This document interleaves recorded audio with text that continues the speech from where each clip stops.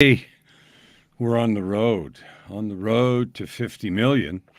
There's a beautiful beach behind me, and it just seemed like a wonderful background for talking about loving yourself. We are on a journey together, if you've been following any of this. And if you have, I'm really grateful. I honor you. I honor you for loving yourself, for trying to add good to the world and create a life of purpose, prosperity, and joy. It's hard sometimes. It's easy to get discouraged and get frustrated. And I talked the other day about sorrow, and then I did the song in the afternoon, Anthem of Sorrow. I'm going to do another song later this afternoon, and I'll tell you what it is in a minute. But right now, I want to talk about loving yourself. There was a book that was written a little while ago that came out of a TED Talk, and the name of it was "Love Yourself as Though Your Life Depends on It," or "Like Your Life Depends on It," I think. And the first book was really, really thin, and it was by Kamal Ravikant, and he's a Silicon Valley entrepreneur. And he tells a story in there. The first book had a silhouette of a guy with a gun to his head, and the second edition changed that picture. But the story in it is fascinating. The story in it is powerful. It's true. It's his own story about how he was burned out and failing and nothing was working right. And he was at the point of, considering taking his own life. And then a revelation came. And you can read the book if you want, but it was about loving himself. Now, I said the other day, my opinion is a possibility, God created us, or the divine, or the universe, or whatever you want to call it. And that's a fact. We didn't come from nowhere. We feel it, intuition. We have all this connectedness, and we feel all that. Well, the most honorable thing we can do is to love and take care of that creation. So loving yourself makes sense. In the first instance, just to honor the creator. Now, sometimes we can say, well, I'm not complete. I'm not good. I'm broken. And so, we list all of our faults and our failings, and we say, well, I'm not worthy of love. And, I was created in this flawed way. Well, I used to live into that truth a lot. I believed that I was fundamentally flawed. And what I meant by that is nothing I did was right. All the problems around me were mine and so forth. And maybe you felt like that. So right now, I want you to think about something. And if you're near a mirror, I want you to look in the mirror and look in your own eyes deeply and say, I love you. And see if that feels natural or funny. I had a client. I gave him that assignment, and he said, came back the next coaching session, and he said, I tried doing that. He said, I'd rather put my hand in a meat grinder. It was so uncomfortable because he was not happy with and comfortable about himself. Anyway, back to that book. When he was at this point of giving up in despair, he decided to love himself. And the only thing he did was to say, I love myself, I love myself, I love myself, all day long. That's every situation, every circumstance.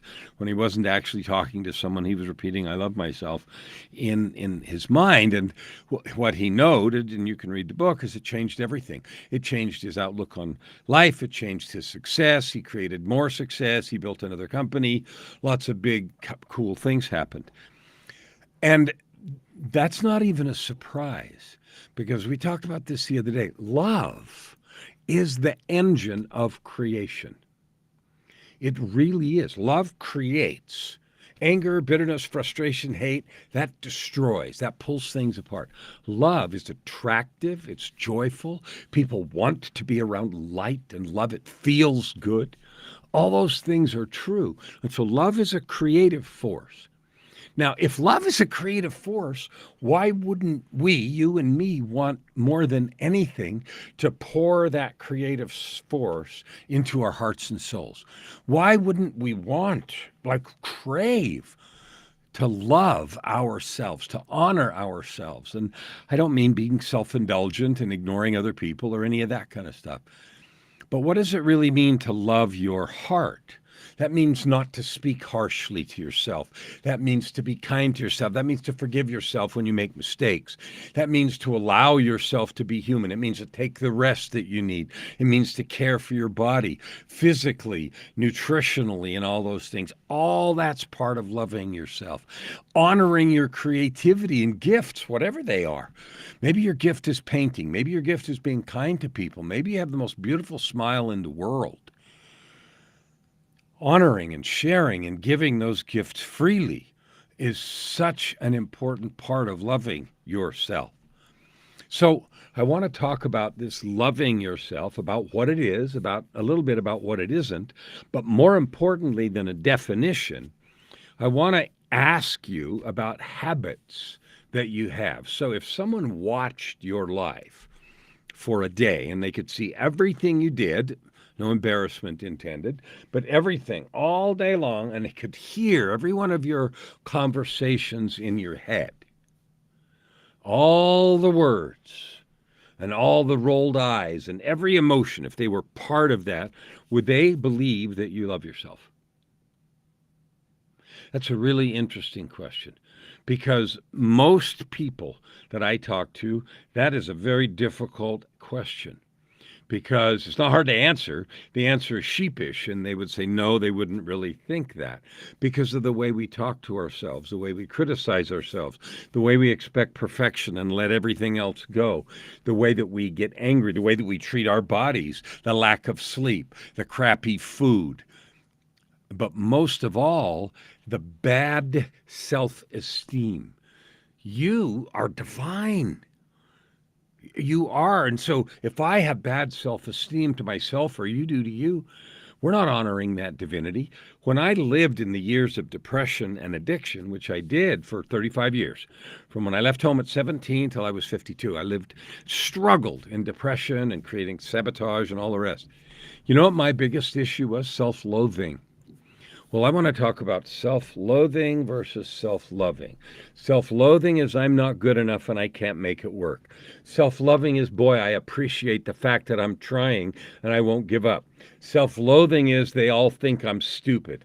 Self-loving is I'm going to do what I believe is good and not even worry about what anyone else thinks. Self-loathing is blaming yourself for the things that are wrong in every situation. I used to do that a lot. Self-loving is just doing the best you can and being okay with it. Self-loving is also, if you make a mistake, clean it up. It's okay. Self-loathing is not just being upset about the mistake, but then thinking, oh, I shouldn't have made that. I'm the most horrible, awful, fill in the blank with your own favorite words, person in the universe because I made that mistake. I should have known. I should have fixed it. I should have had it ahead of time. Well, if you treated a friend like that, how long would they stay your friend? If you treated your partner like that, how long would they stay your partner? If you treated business associates like that, how long would they stay business associates? How long before they quit? Well, we are stuck with ourselves. And so then we create all these coping mechanisms. One is we live superficially, and we don't ever really go down deep in our souls to hear the dialogue, when our inner hearts may be just crying for attention, for affection, for acknowledgement. We may not have anyone in our lives that acknowledges us. I don't know what your situation is, or you may have a very few. The most important acknowledgement is to acknowledge yourself for trying, for being good. I know for sure that no matter where you are, what you're doing, you're adding good to the world. I know that. The challenge for all of us every day is are there more ways I can add good to the world? Not because I'm supposed to, not because somebody's keeping score, not because somebody's watching, but just because we can. Adding love, kindness, compassion, creativity, and good to the world is such a blessing.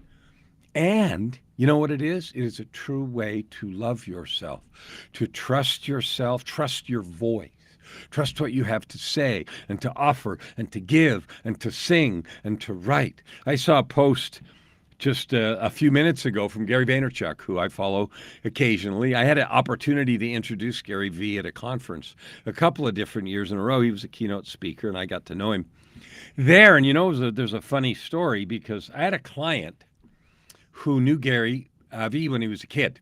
He was like 14, 13 or 14 or something. And so when I was talking to Gary at the event, I said, I have a client that says she knows you when you were a kid. And he goes, and he's actually quite a very personable guy. He goes, come on. And then I told him her name, and he went, and it was true. And so then he told me some stories, and we had a good conversation about this person. But I just saw this post from him, and you know what he said? He said, in his opinion, if you're active on social media and you're trying to use social media for something besides to pass the time, but like for business or whatever, he says posting 8 to 15 times a day is what you should do. Now, I don't know if that's true or not. That's Gary V's opinion. But in order to do that, you have to be okay in your own skin. You have to be okay with who you are. So what I want to suggest to you right now is 3 things. Number 1, to do the exercise that I talked about earlier. Every single morning, go to the mirror, calmly and sincerely look in your own eyes and say, I love you. And if that's hard, do it anyway. And set a timer and do it for 3 whole minutes. And here's the goal. The goal isn't just to be uncomfortable or to do something weird for 3 minutes. The goal is to allow yourself to feel what it's like to love yourself. And if you don't, and it's awkward and you want to look away or change the word or not do it at all, then explore what's driving that self-loathing. What is the story that's driving the self-loathing? Because nothing is going on in that moment looking in the mirror that makes that self-loathing true. It's a leftover story. And if you have things that you regret, forgive yourself. Make amends. Do what you need to do to fix it the best you can, and then love yourself. So, number 1 thing, love yourself every morning, 3 minutes. Number 2, I want you to notice during the day how you talk to yourself. Is it contemptuously? Is it angrily? Is it aloof? Do you ignore yourself? Like, pay attention. What is the relationship you have with yourself? Are you doubting yourself all the time? Are you second guessing? Are you overthinking? Like, what's happening? And give it a name. Actually see it, because right now it's just passing in the background and we don't really think much about it. And then ask the simple question: does that behavior, does that language, does that attitude, does that treatment show someone who loves themselves? So that's assignment number 2, is pay attention. And this is not to judge or be negative. It's just, am I behaving like someone who loves themselves? I don't know. You may not even know right now either, or you may know in a heartbeat. But pay attention to it so you're aware of what you are doing, how you're treating yourself, how you're talking to yourself, what you believe about your own capabilities, what you believe about your gifts, and so forth. Now, the third part, mirror exercise, notice how you talk to yourself and treat yourself. And the third part is, let's start on a game. And the game is this: if you loved yourself, honored, cherished, believed in yourself 1% more today than you did yesterday, or tomorrow than today, what would you do different? If it was just 1%, what would you do different? Identify something specific. It might be words you use. It might be how you get after yourself or not. It might be how you forgive yourself or not. Recriminations, all of those things are part of it. And then if you identify what you could do to love yourself 1% more, then just do that. 1%. Now, there's a couple of reasons for this. When we try to make radical changes, they don't last very long and they're hard, especially when it's something deep like our relationship to ourselves. So 1% is plenty good. And I have an example of that. When it was the British, I don't know if you like cycling or anything, but the British cycling team didn't do very well for many, many, many years. They hired a new coach. And the coach took a different approach. Instead of radical big changes, he started doing an accumulation of small things because in the sport of cycling, especially when you're doing team cycling, there's lots of pieces to it, who's where and position, and I'm not an expert, so I'm not going to pretend. But what he knew is if he got 1% improvement in several of these areas and stacked them, that they'd start winning. And they did. And then a few years later, they had champions in the Tour de France and so forth. So the point is, it doesn't take very long for 1% to add up. In 90 days, you'll be 100% better. Now, winter starts, I think, tomorrow. Today's the 20th, tomorrow's 21st. It's freezing here in Edmonton. It was minus 33 this morning. Minus 33. I guess winter started yesterday. But anyway, by the time spring gets here, and it's going to get here really quick, 90 days, you're going to be nearly 100% better at loving yourself, being kind to yourself, having compassion for yourself. And you know what that's going to do? It's going to free up your energy and your love and your excitement. You're going to be better. You're going to feel better. You will make more money. You will make more friends. And you will live a lot happier. Now, my road to 50 million is about helping you, 50 million of you, to discover your gifts and to serve with them. We can't serve very well if we don't love ourselves. That's why loving yourself is the agenda today. I'd love your help. If I've done anything to help you, let me know. If you'd like to help me reach my 50 million, let me know.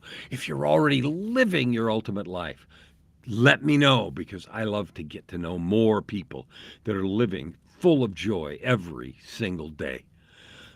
Love yourself like your life depends on it. You know why? It does. We'll see you tomorrow.